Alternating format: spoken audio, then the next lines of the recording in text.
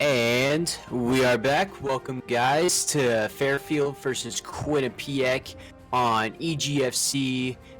Excuse me. Wow, I just forgot what I was going to say. This Season is 3. on the season 3, exactly. So I am South Beach here, joined by PBE, and this, I think, will be a unique matchup. Won't you say, PBE?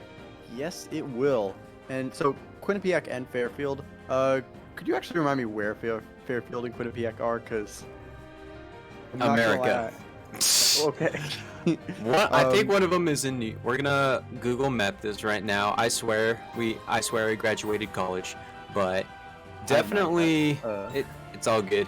But definitely, I think Quinnipiac is actually in Connecticut. Okay. It's either New York or Connecticut. Fairfield is in I think.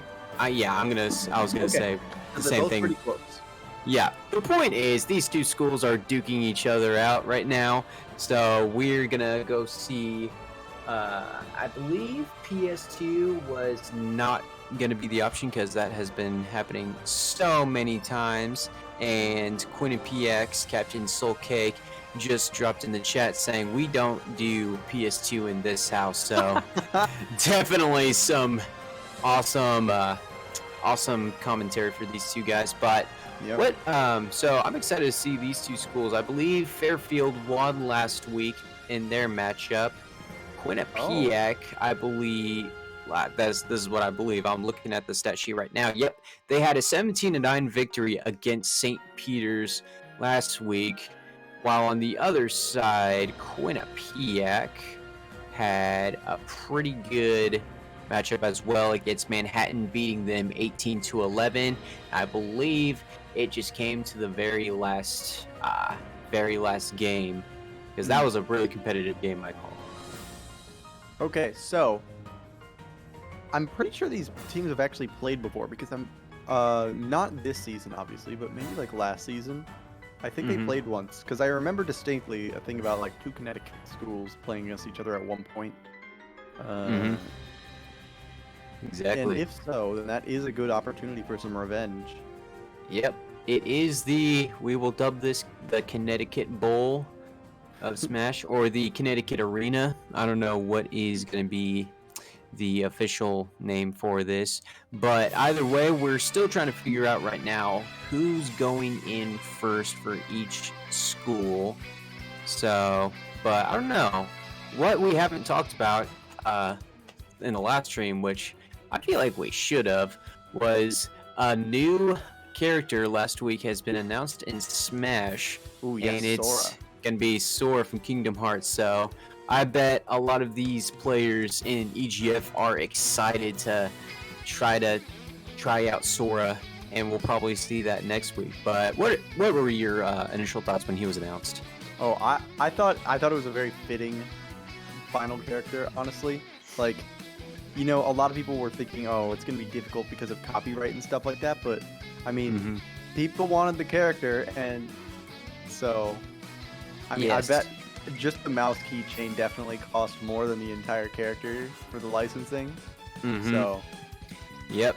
Either way, Disney's pockets are quite bottomless, and they are making their move to try to conquer Nintendo, as they've conquered ESPN, they've conquered Fox, still trying to conquer Sony, but right now they're working on Nintendo, so be ready for that. So right now, for Quinnipiac, it looks like Soulcake will be up first. Still waiting to hear who's Fairfield will be sending in, so it looks like I'm getting word now Ed is going to be coming in for Fairfield, because I totally just misread that. Yeah, okay, so that does mean that, have you seen either of these teams, like, have you seen either of these players?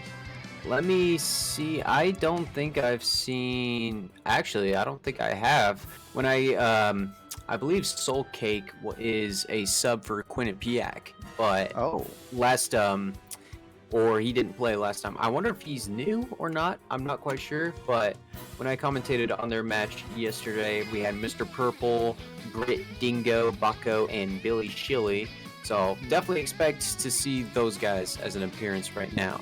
Or Yeah, Yes. and Soul Cake is actually the team captain for EGF, so he's definitely not new.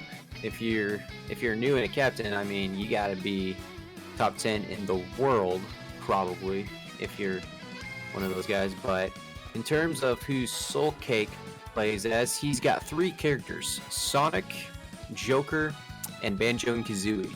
So definitely a nice mix of characters for Soul Cake. That definitely covers like a lot of different, play styles as well. So that does mean that Soul Cake has a very diverse array of of play styles. Maybe depending on the matchup, going, okay, this is a player that I might Banjo against, or okay, I'll go Sonic in this one, or this is one where Joker can definitely really clean it out, because Joker's just a good character. Let's be real here. Exactly. He is indeed. Would you say top 10? I'm not sure. I'd say top 5, maybe Top even 5. top 3 Ooh. actually. I think. Ooh, top 3. Like, Sheesh. I think like he's in contention. He's one of the characters that for a while now has been in contention for number 1, along with Pikachu. And recently, a lot of people have been saying, "Oh, Mithra is a potential number 1 as well." I think those 3 characters are definitely ones that you can consider for that number 1 spot. Interesting. Well, I bet a lot of people would actually agree with you there. Me being myself, definitely top 10. In terms of how I play, that's how I rate my characters. Can I play as this character and actually win?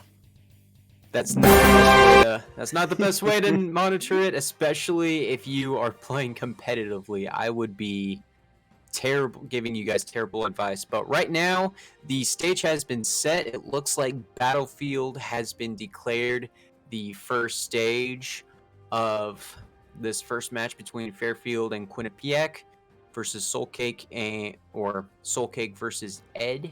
So in just a second, we should be getting the feed up soon. But this is definitely against Sonic and Joker and Banjo Kazooie. I'm not sure which character you would start out with. If you want to get start out really really hot and fast, you'd probably go with Joker. But let's see right now. Oh, it's gonna be Sonic actually, and then SAMUS with Fairfield. So this is gonna be quite the matchup right here. Yes. So Samus is definitely a zoner character, but Sonic is also a character that, despite not, is definitely a keep away type, where you want to sort of get your damage and get back out as soon as possible. So it's going to be interesting to see how Ed is actually able to, prevent the Sonic player from getting in and then getting back out. Maybe throwing those bombs. Those are very good because they sort of shut off part of the stage for the opponent.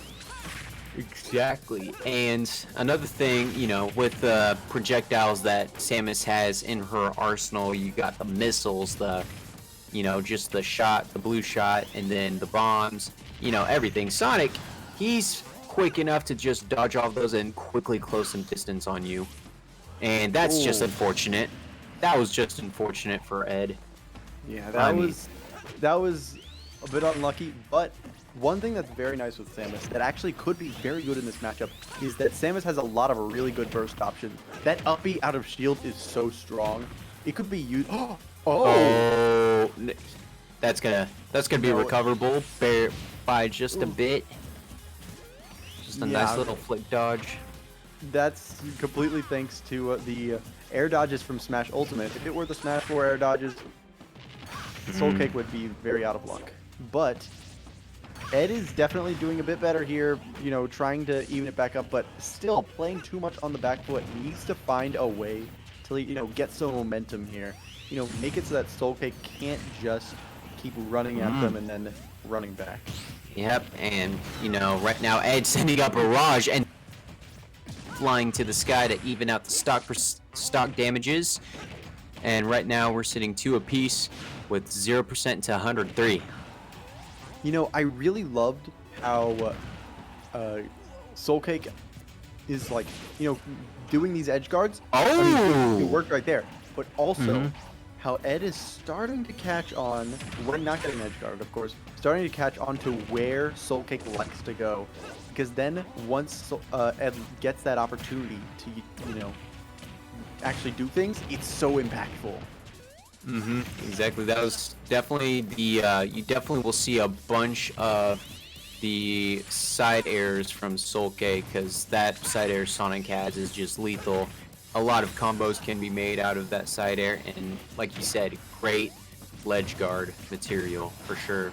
But right now, Ed's definitely trying to close some distance, getting a lot of damage. Sonic definitely is at kill percentage right now. He's definitely one of the lighter characters at the game, while Samus being kind of heavy. But that back air's almost gonna take care of that. But the whip, obviously, the annoying whip from Samus gets a recovery. Oh, stays on his feet. Oh, that's. Oh my goodness! What a dodge! Sonic is fast. What can I say? Yeah, and Ed needs to take this stock as soon as possible because even if it's not to end this game, you still need to get it to a 1 stock so that they don't get too much momentum for the actual whole match. Oh no! You gotta also keep track of when you're getting hit into the side of the stage because otherwise you're gonna get stage spiked. Exactly. That's not the way you want to go out, but Quinnipiac starting out pretty strong right here with Captain Soul Cake, obviously. Definitely, Sonic being lighter than Samus definitely put up a pretty good fight, honestly. It was a great fight because he won. But literally just able to close out all the damages, able to do stuff like that. Like the first 2 stocks, they were just making sure Samus does not recover. That's all it was. Just ledge guarding. And then watch this ledge guard right here. The spike gave him some damage, but literally 2.5%. And Ed just couldn't recover. But one thing that was very good there from Ed eventually was, learning how to actually stuff out Soul Cake's approaches. But Soul Cake also sort of figured out, okay, this is a character that's a zoner, and despite Sonic generally being a character whose game plan is get in, do some damage, get out, don't let them hit you, Soul Cake was able to actually just go for, instead, suffocate the opponent as much as possible, because it looked like Ed was not as used to people getting in that easily. And Ed was probably expecting more of that gameplay too. He was probably expecting to see a lot of retreating from Sonic, but instead it was just all, Sonic putting up all the pressure as fast as possible. And right now it looks like Battlefield is going to be it again for these 2 characters. Running it back with Samus and Sonic with the yellow shoes of Sonic and just the default skin of Samus. So let's run it back here. Battlefield once again. And it'll be interesting to see how Ed actually plays this differently. We've already seen before that once Ed gets a hit, it's a pretty good conversion. Able to get quite a bit of value off of it. But this is already a very different story from last game. Yeah, you can already see Ed being a little bit more aggressive, looking for those hits, those breaker hits where after you hit, you can't really do anything else about it. Oh my goodness, already now the ledge guarding from Ed coming into play. That could have been a perfect opportunity as well for that charge shot. We just saw it right now. I think one more good hit, or maybe even just an up throw, will seal the deal for this stock. And that would be so big for Ed here. Careful there. Sonic can recover very well, despite what it looks like sometimes. This character just can make it back from so many places. Yep, and not just that, one of the characters that can recover while still fighting as well. So after you do your trampoline, you can throw a dodge, or you can just throw some aerial attacks.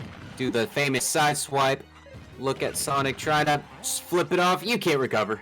There's no recovering there. Yeah.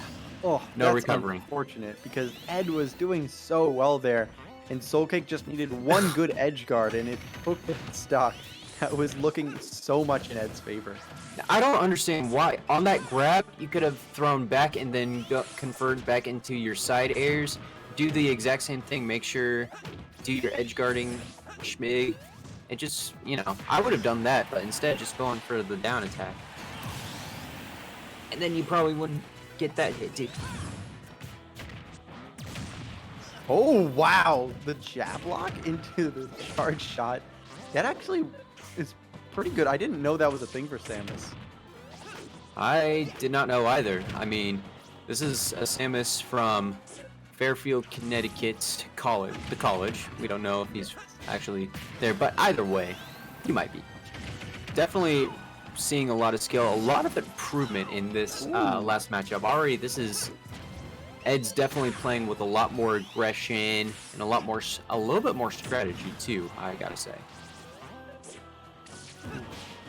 I'm really liking these. No, not even. Stage spike again. Yeah, I don't think that's a recoverable. Whoa, you could recover from it. Okay. Yes, the bombs are a fantastic recovery tool actually because so it slows down Samus's downward momentum and actually lets you go a little bit more forward. So if you're, pretty far out to the side, you can make it deceptively easily. And there's that forward smash attack from Sonic that's always super, super deadly. Probably one of his deadliest moves, if not for the combos. But in terms of just a regular attack, definitely one of them. So definitely running around with that kill percentage, though. Definitely got to be careful. And fly to the sky, little hedgehog. It's 1-1. And that's actually the up throw we were talking about earlier about how at highest percents it kills pretty well. And Samus does have a Tyler grab, so that does mean that, able to use that very good range to be able to, get those kills a lot earlier than, or at points where it's very difficult to find something. And there's all the projectiles coming into play.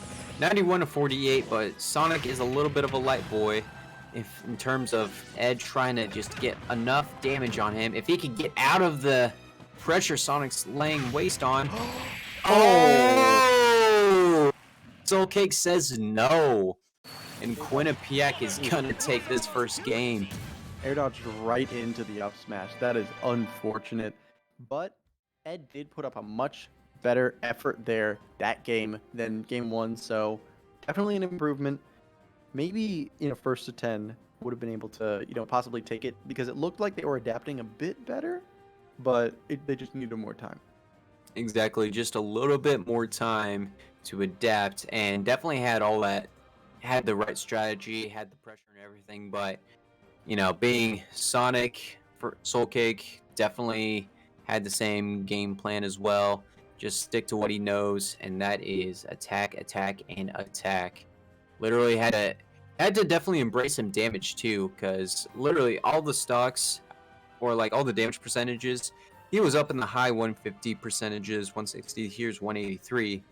It is just insane how this little guy was able to take it from the big Samus.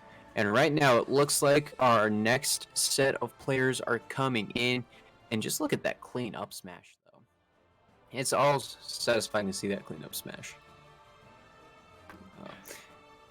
It's unfortunate to get hit by stuff like that. It is. I definitely would not be okay with it. But so it looks like who's coming in? It looks like Bucko is coming in, and Heath is coming in for Fairfield. Bucko for Quinnipiac, Heath for Fairfield. And let me see. I promise I commentated this game. I just got to remember who it is. Bucko is a Shulk player, so definitely a really good move set for Shulk. Oh my goodness, I can't remember who he played against last week, but it was quite a thriller. Who was the other player that I'm not sure who Heath plays as. Yeah, I'm not quite sure, but yeah, Baco had a really, really tight game against Cross with Manhattan College, and that was a really, really good game, but fortunately Baco did not get the win in that matchup. I believe he was playing against a hero, maybe? I'm not sure. Okay. I totally forgot. But either way, we will see Shulk come into play against Heath's whoever mysterious character he is.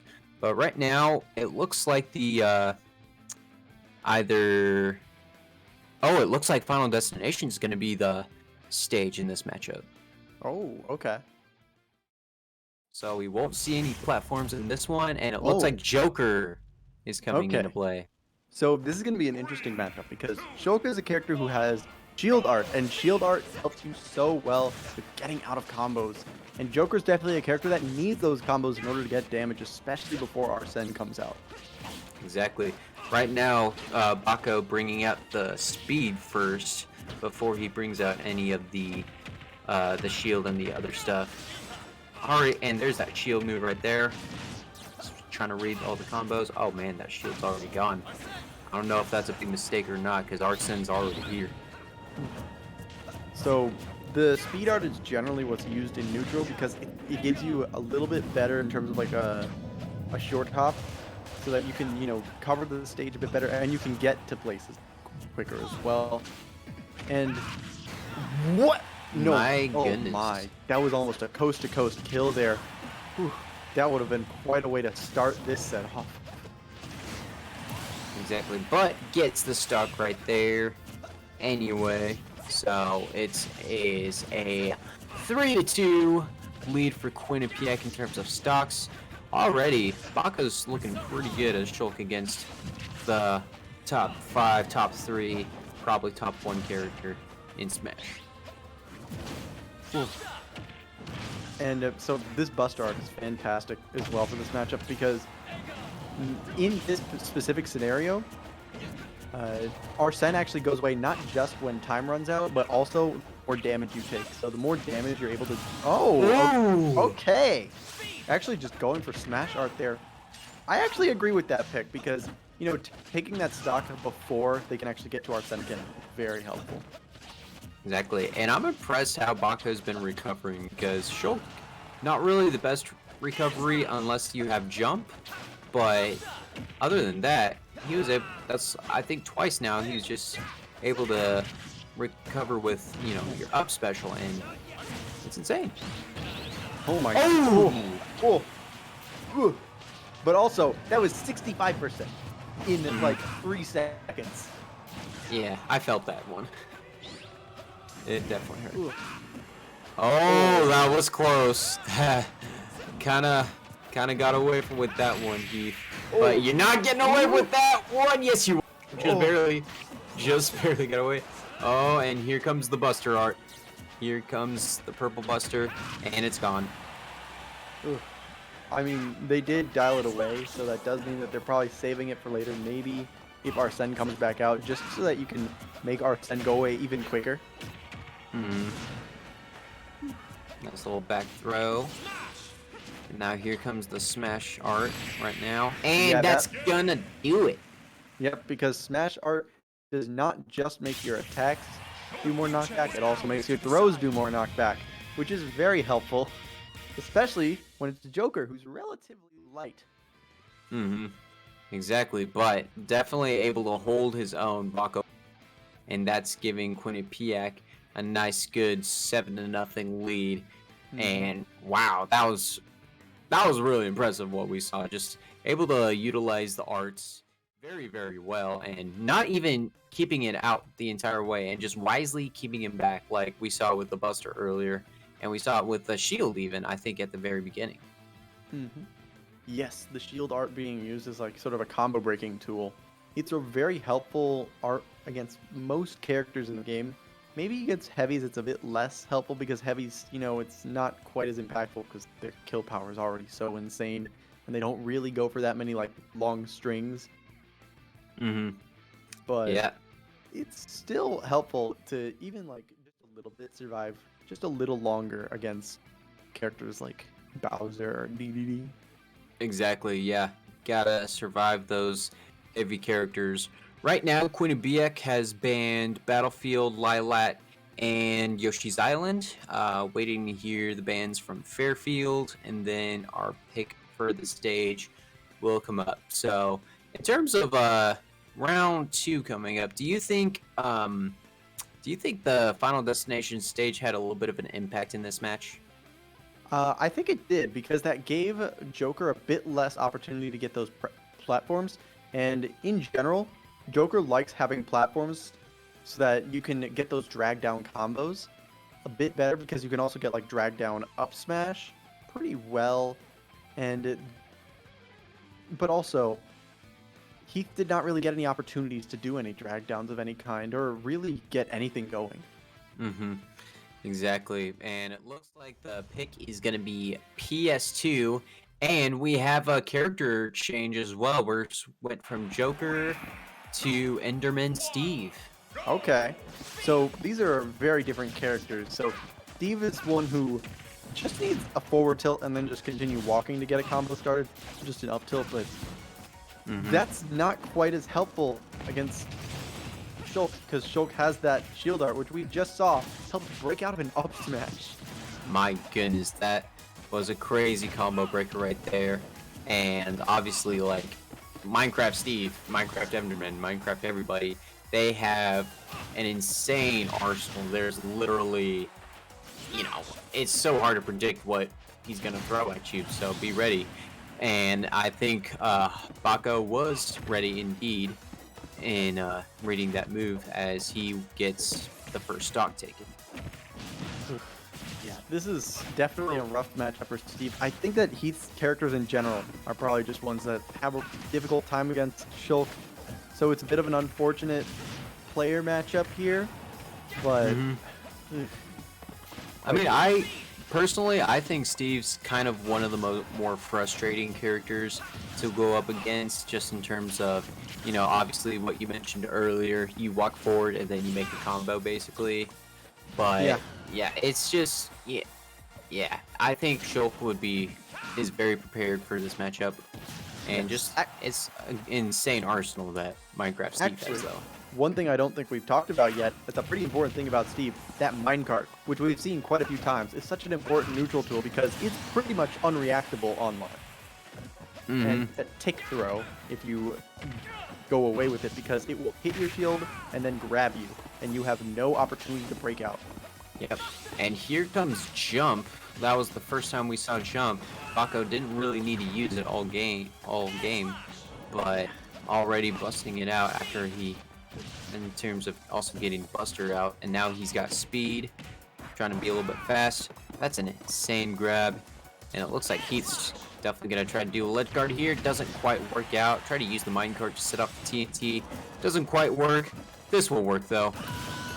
Yeah, I mean, minecart, once it catches you at such a high percent, because the higher percent you are, the harder it is to break out.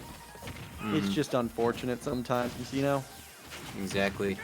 And using the TNT and the redstone, you gotta be a master at redstone in Minecraft, but also kind of a master with Steve and Smash as well. Oh, okay, so what Baco needs here is actually just like one good connection with a Buster to just get a little bit more damage, and then pretty much anything will kill with Smash Art, or just do it raw with the forward smash. Yeah, whatever works, and I guess that worked. That gives a huge lead now for Quinnipiac. Oh my! If they win one more set by at least and get at least 1-2 stock, it's impossible for Fairfield to win.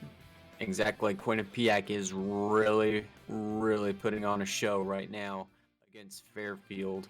Obviously, this character matchup was interesting in terms of seeing, all the arsenal that, all the arsenal that Steve has, and then, the arts that Shulk has. That was definitely the best move he had all day right there with the minecart. But at the end of the day, what are you going to do against Shulk when he can just mess up your flow and everything?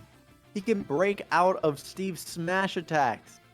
Well, not the forward smash or down smash, but the up smash gets broken out of if you put shield art on. That's so helpful in this matchup. Like, how are you supposed to play with that? Like, normally Steve is the character where people are like, how am I supposed to play against that? But in this case, it's Shulk. Exactly. It's hard to go up against. Right now we have T Knowles coming in for Fairfield and Derpelerpa for Quinnipiac University. So I'm gonna call it.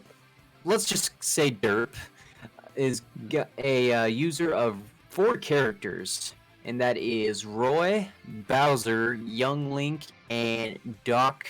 I'm gonna assume that's Dr. Mario or Doc. So definitely quite the arsenal, and I believe this is Derp's first ever game this season. Oh, okay. I'm not sure if Derp's a returning player, but definitely. All right, Derpelerpa. That's how you say it. I'm pretty sure. Okay, a bit of a Derpelerpa. mouthful of a name, but What's a good name if it's not a mouthful? You know, exactly. we're just PBE in South Beach. I mean, everyone. Yeah. It's pretty easy. That's why we broadcast. We don't stream, so or play tournaments. I'm just a casual, but it looks like the stage is gonna be Smashville for this first round for Derpelerpa and T-Null. So this will be, I don't know. What do you think of the Smashville pick? Smashville generally a stage that's pretty good for if you want that close up, and that's really good for because Roy wants to get in. He wants to be in your face at all times, but same could be said about Greninja. So this is probably going to be a pretty explosive set here. Yep, and the pick went to T-Nulls for Smashville after the first ban, and then Derpelerpa's ban. Ultimately, it went to Smashville. So this is quite a matchup. Greninja has some pretty good speed, but Roy, in my opinion, hot take maybe, but top 10 character. I mean, judging by how well Roy's been doing lately, not that much of a hot take. And I mean, look at that, just killing at 50. Whew. It's he's got quite a good move set, and definitely a Fire Emblem character that most of the Smash community does not mind. I mean, in terms of always getting Fire Emblem character. But yeah, I will say Greninja's definitely on the lighter side of things as well, so the hit power is not going to be a problem for Derpelerpa. That is true, and Roy is, I think, actually a bit heavier than Mario, so, a bit more on the middleweight end.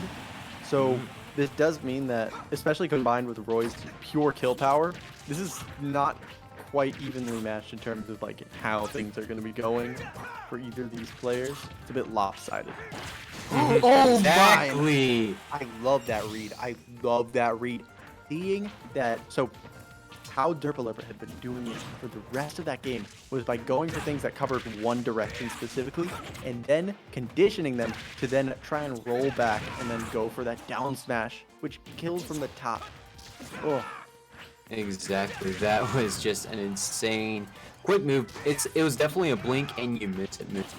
Now, T-Nulls, here's the thing.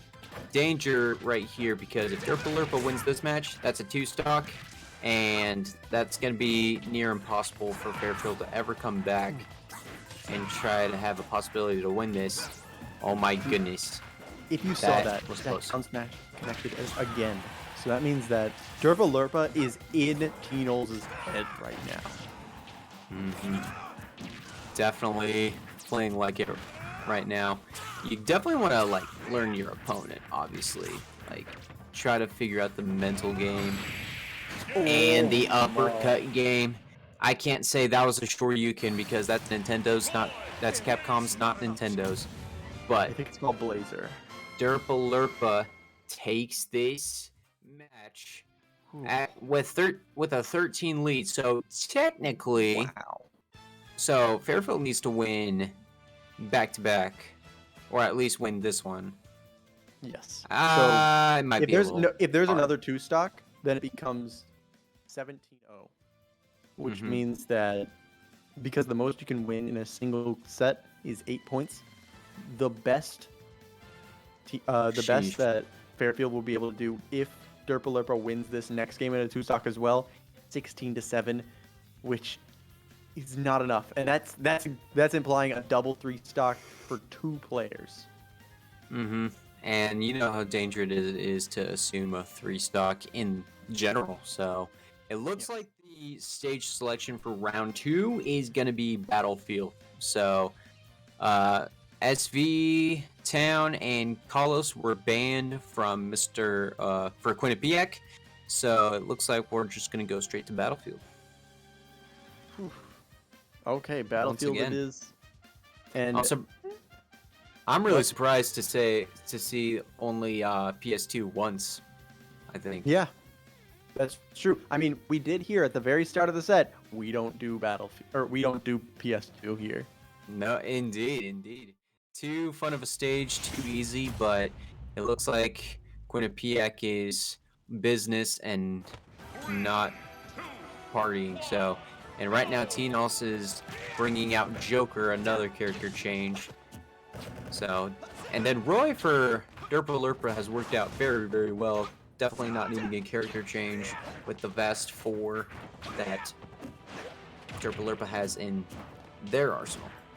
That's very true. In fact, also, I think this is still perfectly fine of a matchup to deal with for Derpalerpa as well.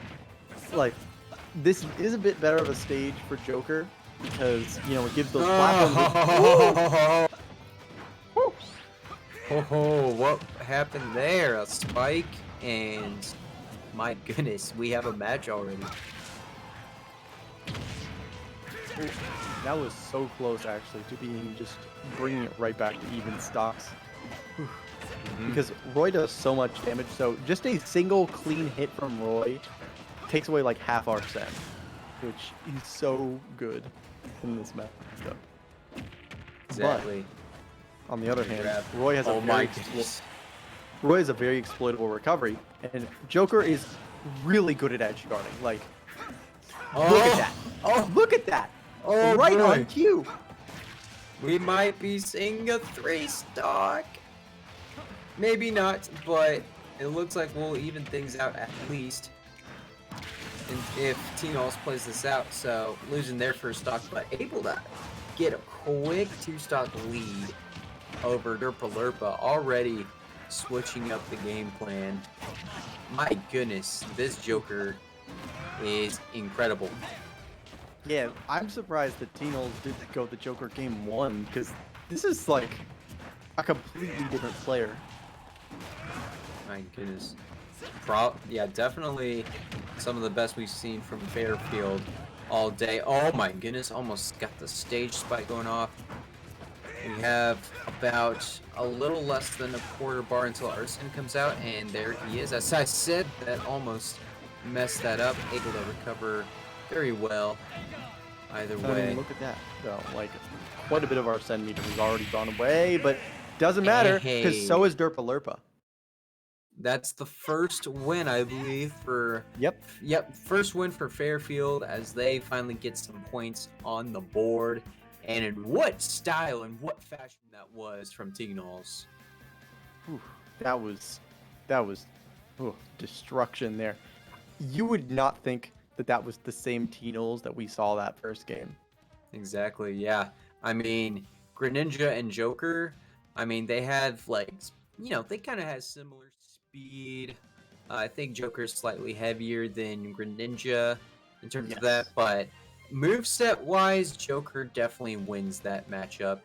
The edge guarding and the spike move, I mean, definitely you have many options if you are Joker. So, I don't know. If I'm Derpa Lurpa, do you think I would switch characters after that? I don't think it's worth switching characters. I think maybe a change of stage, because this did give, you know, it gave Tinols a lot of space to just sort of get around, not have to deal with Roy specifically that entire time. And I think that's pretty important because, you know, the more you have to deal with Roy, the worse it gets, because Roy just needs like a stray hit to kill you. Exactly, and it looks like the stage is going to be Final Destination in our first game 3 of this series between Derpa Lurpa and Tinols. So let's see what we have cooking here. Oh, it looks like we got Young Link coming in on the scene, so we do get a little character swap here. Okay. I actually have seen quite a lot of Roy mains actually that have a youngling secondary. It's a surprising like pair of like two characters that are usually mained by the same or like usually played by the same people. I don't know why either, because they're very different characters. I guess it's because they're very different characters, so they can cover specific matchups better. Probably, yeah. And I mean, if you're, what's a better character to use than Young Link? I mean, definitely has the speed and all the projectiles that Roy does not have. So, if you wanna, looks like probably the strategy for Derpalurpa is to cover some more distance with all the projectiles. That was quite dangerous. That did not happen. But yeah, like with the bombs, the boomerangs, the bomb arrows, you definitely want to close some distance off. Try not to get too comfortable. But you also have to recover right here. Ooh, I love that. A little bit high recovery from the ledge. Going, okay, I see what you're trying to do, and I'm not going to let you edge guard me. Oh my goodness. This is even percentage, basically. Both are at kill power, and it looks like Derpalurpa strikes first. And a great opportunity here is because now Derpalurpa has quite a bit of range racked up here. That means that gives a lot of opportunities for early kills. Never mind. Speaking of early kills, out of the race period, already at Arsene mode. That didn't take too long for T-Nalls. Now, this matchup, I'm just saying, this has been quite even. A little mistake with the bomb arrow, you can definitely clearly see the counter from Arsene. Yeah, that is a very strong part about this counter, the Petricarn. Oh my. That's the power of Arsene right there. It just deletes stocks in a matter of seconds. Blink and you'll just be in the blast zone. My goodness. This matchup is so very much even right now. It's just been trading back and forth, each player landing haymakers on each other. Derpalurpa gonna try to take away stock as quickly as possible. Joker at 137 is definitely well in kill percentage right now. And here comes Arsene. Doesn't matter, and it's back to deuce stocks. Yeah, it's pretty much even right now. And with that, it is even like almost identical percent here. My goodness, Arsene came out so quick. Yeah, that was brought out in a matter of seconds. And oh no! Oh my goodness! Oh my goodness! This is so close. Just a combination of missing and then hitting, and then the counter coming in. Oh my! That counter lasted for so long, though. Like, I'm surprised that even hit and was able to bring it to that situation. But Derpalurpa needs. Oh, you can just. I'm just looking at the meter, the Arsene meter, and it is filling up rather quickly. It's just an inch, and then it's filled up. Doesn't matter, cause Fairfield takes their first win with what? The down smash, down tilt. T-Nalls takes it and gets 5 for Fairfield. Whew. What a get your heart monitors out, people. That was crazy. That was bad for everyone's blood pressure there. Exactly. I mean, definitely both of these guys had each other read so well.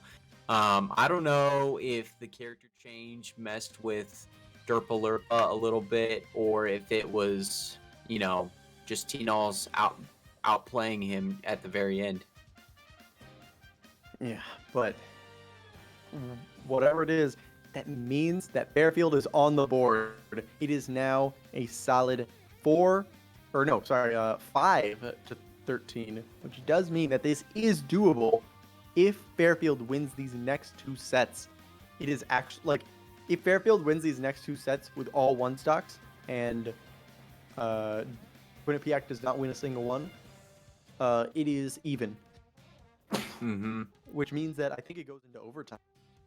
Exactly. Fairfield is making their moves right now, and who better than T-Nalls to get them on the board.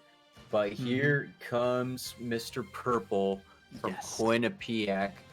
We gotta look out for him, and Jerry's gonna be coming in for Fairfield. I remember distinctly, Mr. Purple is a NES player.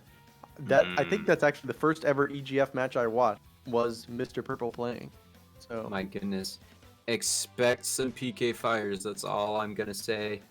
And if you guys would just put in the chat how many times you think we'll see, or how many times PK fire will be used, the winner will get my respect. But yeah, we're gonna see a lot of PK fire, and I'm not sure what Jerry's gonna bring in for Fairfield, but the stage destination, it's PS2. okay, that's not bad. I mean, we haven't seen PS2 until like just now. It's gonna be quite a good matchup right here. Ness can definitely use the platforms to stay away and all that. And I don't know, like if you're facing a Ness, I don't know if the platforms are gonna be much help to you. Just depends on who Jerry's gonna bring out. Yeah, I mean, judging by the fact that, well, also one thing that I want to bring up. So Quinnipiac said, "Oh, we don't play PS2 here." Yet Mr. Purple from Quinnipiac is the one who chose. He's the one who chose. He picked PS2. Yeah. This will be a bit of a traitor to his team. Exactly. He's like, probably not starting off PS2 too early. Wants people to, we don't want to be bored of PS2. You know what I mean? We love PS2. We just don't want to get sick of looking at it all the time. Jerry's bringing out Terry, so this is already kind of even, but not quite.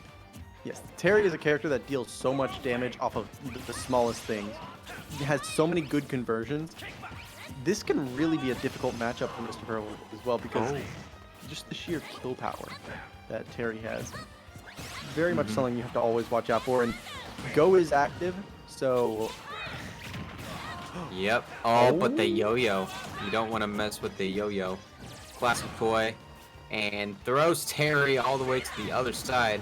Right now, Jerry's struggling to just land a hit on Ness right now. Able to only get 30%, but here comes the Buster Wolf already. So, I love that, actually. The wake-up Buster Wolf there oh my goodness, was perfect, because it armors through if each individual hit does less than 8%. So, Yo-Yo is a multi-hit. Oh my goodness, and Terry tried to do the spike earlier, but then Mr. Purple just went into Thunder, but already evening it out. The helicopter kicks, what is it called, Lightning Tycoon? Rising Tackle. Rising Tackle, okay. It sounds like he says Lightning Tycoon, I'm not gonna lie. It's because it's someone who does not natively speak English. I see. Well, it is Terry, but yes, still a great character. I mean, if he wasn't great, we wouldn't see 91% on Mr. Purple. Yeah, and look at the momentum that he's got. Like, it went from like a pretty good lead for Mr. Purple to now just complete dominance from Jerry here.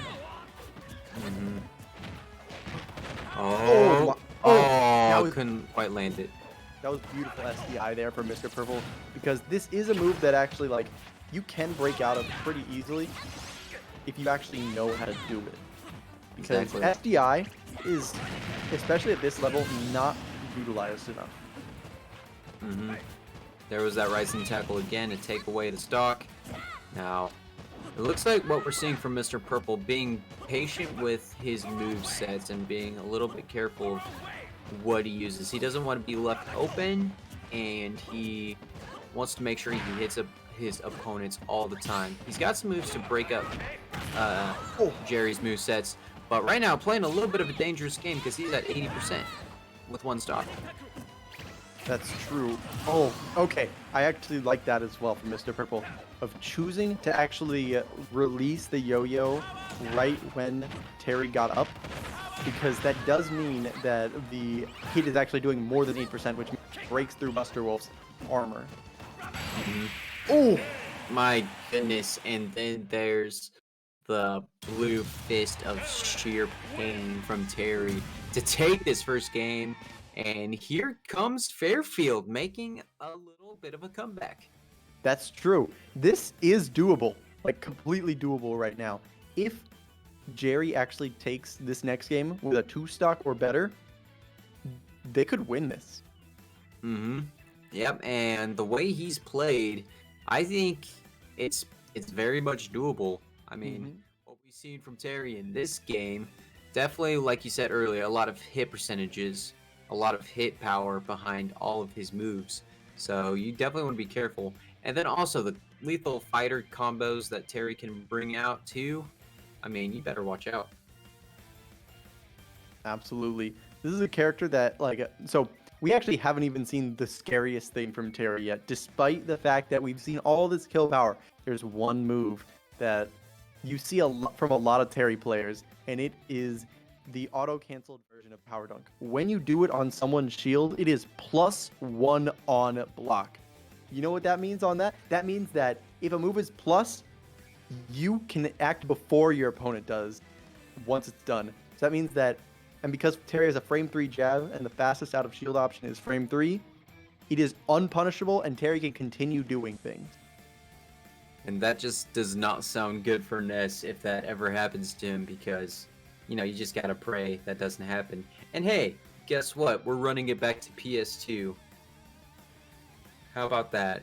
One of the Quinnipiac really loves PS2, even despite what they said earlier. So I think it's just Mr. Purple. It might be. Oh, you know what? It looks like it might not be, because actually PS2 was banned. So it looks like they're So he apologizes. He misread the ban. So so there'll be a little bit of while on next ban. But if you're Ness, I mean, you know, you got a lot of distance to go keep. Oh, Yoshi's. So, that's a be Ness scary stage. one. That's a Ness stage, I gotta say. Because it's a very short ceiling, which means that you can get very early kills on Yo-Yo and off of the back throw. So Exactly. And it's a small stage too. Yep. It looks like that could be, in terms of Mr. Purple's favor. I'm just gonna assume T-Nulls is running it back with Terry, or excuse me, no, not T-Nulls. Jerry is running it back with Terry, obviously, because just of the success he's had. I think Terry can make Yoshi's Island work for him as well. So we better, So this will be an interesting matchup, obviously, but Yoshi's Island, man. Also the tilted edges, not very favorable for anybody. Yeah, the slants definitely do hurt some characters, but I actually think that this does give a good opportunity for Jerry to maybe show off some more things Terry does, because there are some vertical kills. Like, we have seen a lot of those rising tackle kills, but there's even more. There is, for example, Power Geyser, which kills at like 40 on normal stages, so it can kill at like 30 on Yoshi's. Oh, we saw like the down tilts. I thought that was gonna be a main combo thing, and he's trying to go for the spike again. Oh! And Mr. Purple just slams him out of the stage, and there's a rising tackle once again. This is literally a mimicry of the last game. Yeah, Jerry is just loving these rising tackle kills so much, and that's strange because usually one of the first things Terry players learn is those sideways kills. You know, those Buster Wolves, those Power Dunks, those Burn Knuckles. But it seems that he's actually most comfortable with the things that are like the least intuitive about the character. Exactly, yeah. When you watch tournaments as Terry, you don't see a lot of those rising tackle kills. I mean, it's definitely a move you gotta take advantage of more often. I mean, it's a great, honestly, as a recovery, if you're close enough to the stage, you'll be just fine, even like at a pretty good distance too. Like right here, okay, maybe not quite enough, but you can recover well. But yeah, rising tackle, one of the more underrated moves in the Smash series. That was such a raw read there, seeing that Mr. Purple was just gonna let go of shield right there. And if Jerry could just get like a few good hits, then this is completely Okay, no. but did you see him dodge that lightning or thunder very, very well? Yes, that was really good. But oh my, if Gonna tie it. Jerry could just get like 20 more %, then a down tilt will end the game. Exactly. That's Oh, trying to do a spike on the platform though, so it ain't gonna happen. And watch the yo-yo. Able to avoid the yo-yo. Just stepping over the strings a little bit. Yeah. Yep, that's exactly what we were talking about earlier, about how you just needed a little bit more %, and that power geyser is exactly what was needed to be killing. Whew. And My goodness. that brings it to 10-13. This is completely doable. This was an amazing match, and Jerry was able to give Fairfield that hope and life. I believe we have, what, one more match, two more matches? One more. One more match. This is for all the bananas, and Quinnipiac is going to bring in grit, and they're going to show what we call true grit around here in the Midwest. I mean, when I think of grit, my dad's from North Carolina. When I think of grit, I think of the food, grits. Mm-hmm. I mean, they might be... That's probably what he was thinking too. I'm not sure. But while we're waiting on the last player for Fairfield, I gotta say, Grit, you're gonna find this interesting. His character he plays as is Bowser Jr. So this is... And he's actually a really good Bowser Jr. player as well. Game Stage is going to be coming in for Fairfield, so it's going to be interesting to see who Game Stage is going to bring in against Bowser Jr. This will be interesting to see because Bowser Jr. is not a very common character, but we've been seeing, like, for example, one player, Yoda Cage, made a fantastic performance at Glitch with Bowser Jr. So this is definitely a character that can get things going, to say the least. Exactly. He's also kind of one of those predictable characters just because we don't see a lot of Bowser Jr. in tournament play and anything like that. So with that being said, let me check on how the bans are going. Final Destination is banned, so is Town and City and PS2. I would expect maybe Battlefield would be the next stage. Battlefield or Smashville with this next matchup. That's possible, yeah. I mean, notably, one of the stages we haven't seen all night tonight is Lilat. That's true. I mean, that is also a possibility. I'd give it a 5% though, because it's not the best. Not a fan favorite stage, to say the least. And also, so Town is actually banned, and that's big because that means that they know that they're going against a Bowser Jr. player, because Bowser Jr. loves Town because it gives you a lot of room to get your Koopa cart running. Exactly, yeah. Definitely a lot of free run for Bowser Jr. and that Koopa cart, you know, it's like getting hit by a train. It looks like the stage is SV. That's Smashville. So we'll see how that goes. The one platform is going to be helpful for both characters as well. So yeah, Smashville. Definitely good for a Bowser Jr. character. At least I think. So, alright. And we're just gonna jump right into it right now. Bowser Jr. versus Wolf. Oh boy, that's a good matchup. 3, 2, 1. Okay, so Wolf is generally one of those characters that has an answer for pretty much everything. I'm really confused as to why they just let the grab release happen, because Wolf gets a lot off of a down throw like that. Generally, you know, you can get like a down throw dash attack and at early percents, and it does a lot. Might have been one of those misinputs by accident. True. Always happens in games. Gotta hate them. That's very true. And another thing to consider about this match, whoever wins it just wins. Oh my goodness! What? First off, First off, he busted out the cart, turned him around, and then sent to flames at stage, and then just the spike. Oh my, I feel like we've seen a lot of spikes today. This is quite a treat. Yes, this is definitely a treat. Spikes are some of the most satisfying kills out there for sure. Wow. Game Stage is just probably feeling himself right now. Ugh. Exactly. After that stock loss, we're going back to 2 stocks apiece. Grit sitting at 31. Game Stage has yet to take a lick. So, right now, we're seeing Fairfield is on a mission to try to win this game against Quinnipiac. Okay. Yeah, that's a classic Bowser Jr. confirmed there. The explosion from the clown car into a throw from the from the Mecha Koopa. Exactly. Oh, and clip the bomb to him as well. Looks like Grit is starting to regain some ground, and there's the drills. Kit, you gotta face that ledge guard somehow.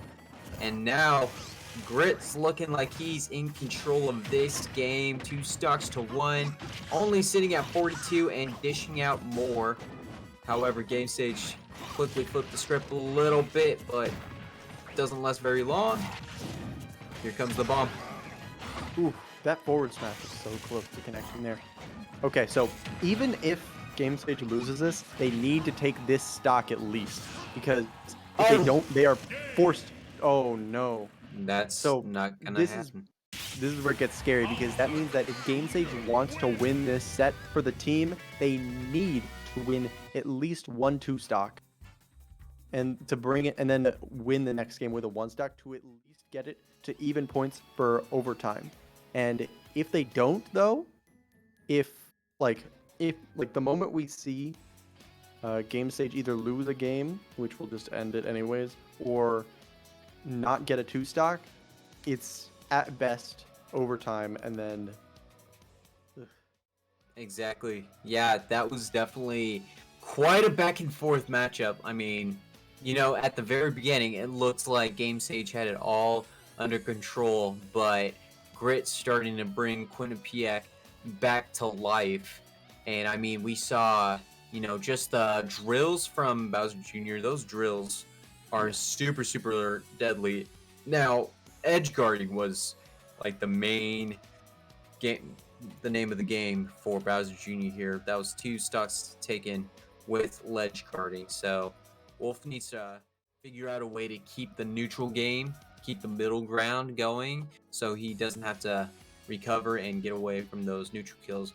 And also, we didn't really see a blaster in this game a lot. you're right, Maybe- we didn't see any laser.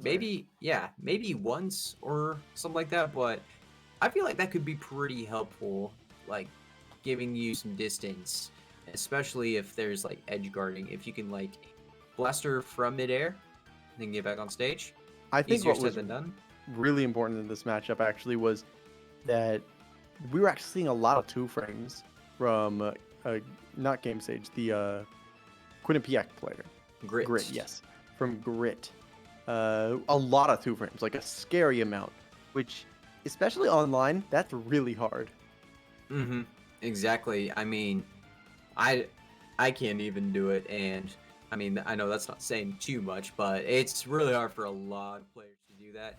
So we'll see how it goes. We're gonna run it back to the same characters, and we're going to PS2 in round 2.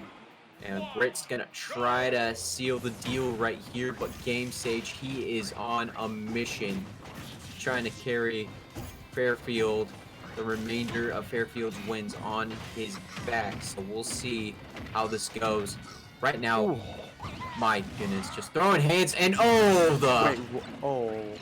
it was a ledge guard from Bowser Jr., and Game Stage knew he could do that, so just taking the L right there. And right now, Grit's just laying haymakers.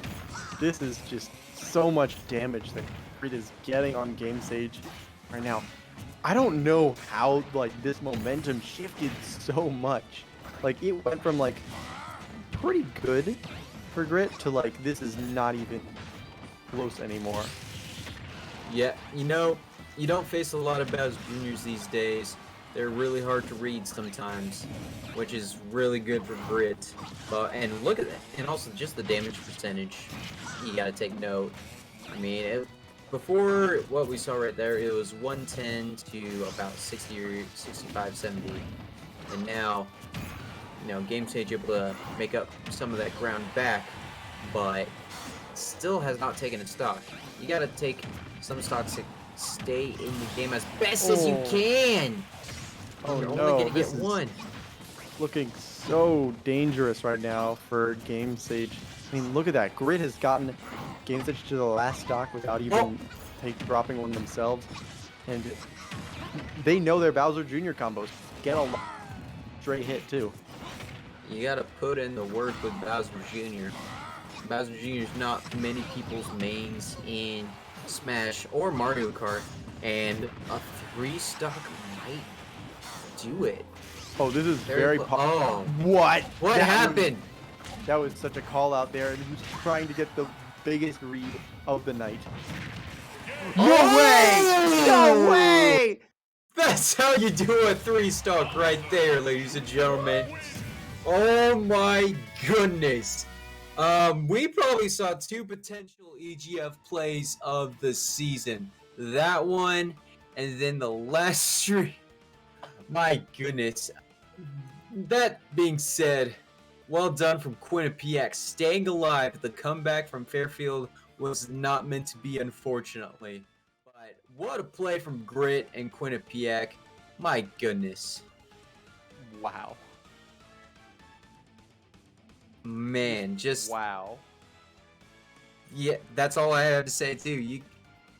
The footage right here, the replays, just speak for themselves. Look at that. Just tries to come back, but not able to recover in time.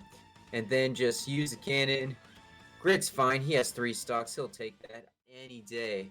And right now, it's GG's from Fairfield all around. Quinnipiac moves up to 2-0. To 2 wins, 0 losses. And My with a kill like that to end the game with a 3-stock, just shake my hand. Shake my hand. Exactly. Yes. Shake my hand. I'm trying to. We're in different states, but Yes. my goodness, yeah, that was quite the impressive showing from Grit. The way Fairfield, though, how they in games 3 and 4 were able to make that comeback, and oh my goodness, that was, they've put up a good fight. They are still a very good team. They just went up against Quinnipiac, and they showed their true colors today. So don't go anywhere. Grit will be joining us for an interview, so we'll be back in literally 30 seconds to a minute. Nice.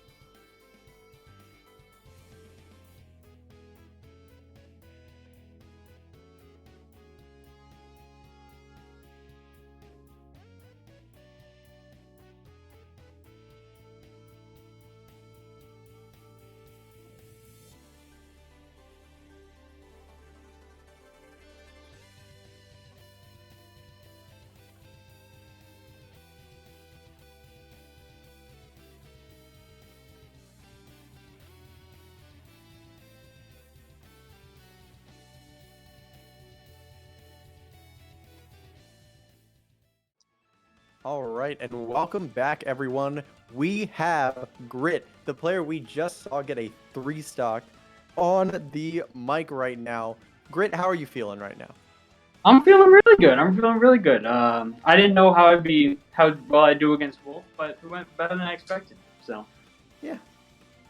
And what was going through your head during that game? Like, was the adrenaline just pumping? Like, I can do this? well, it was my second match. I got one warm-up match before I got to play because I just got here. But I was feeling a little nervous because I went too warmed up. Hands were a little cold, but got right into it pretty fast.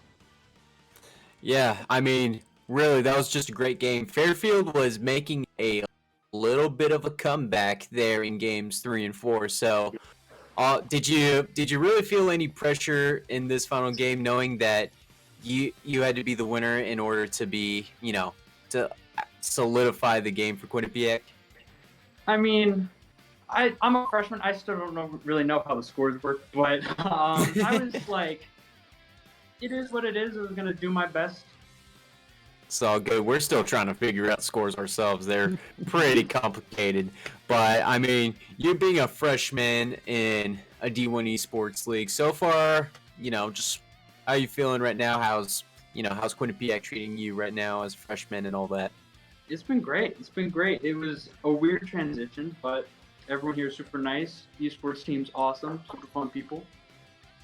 Nice. Awesome. Yeah, that's great to hear. That's pretty much it for me. PBE, do you have anything else? Oh yeah. About the team, you could probably just ask other members of the team that are probably right there. What was the approach or the planned approach for this match? Anybody? Hi here, Mr. Purple checking in. Our approach for this was actually, we were very impressed by Fairfield's performance last week against St. Peter's. I think that was kind of unexpected for us, so Fairfield has a lot of improvement going on. So our plan here was just, we sent in Soul Cake early. He's usually pretty decent in about any matchup. And then from there, it was kind of just trying to build momentum. When we had the lead, we immediately went to Baco. He's one of our heavy swingers. So establishing a lead early, I thought would really help our confidence down the road. And we needed it in that match. Durfa Lurfa had an extremely close set that we all know, there are many universes who would have won that. My set was not as close, but at the end of the day, we had a great closer. And, he's a freshman. People are going to deal with him for a long time around. Yep. That's very true. Indeed. Yeah, that's all I wanted to know as well. So, anyone you want to shout out? Not really, just my boys. Yeah. Let's go. Awesome. Well, guys, thank you so much for joining us, and good luck to the season. Thank you. All right, and that is it for us here on EGF Stream 2, but I believe we might still have some matches going on official EGF and EGF SSBU still happening, so be sure to check those out. And big shout out to Aeon, our producer, always getting it done on the other end, kicking butt all the time. I'm South Beach, that's PBE. I'm pointing in the right direction. Perfect. Yep. So thank you guys for joining us. We'll see you next week. All right, see ya.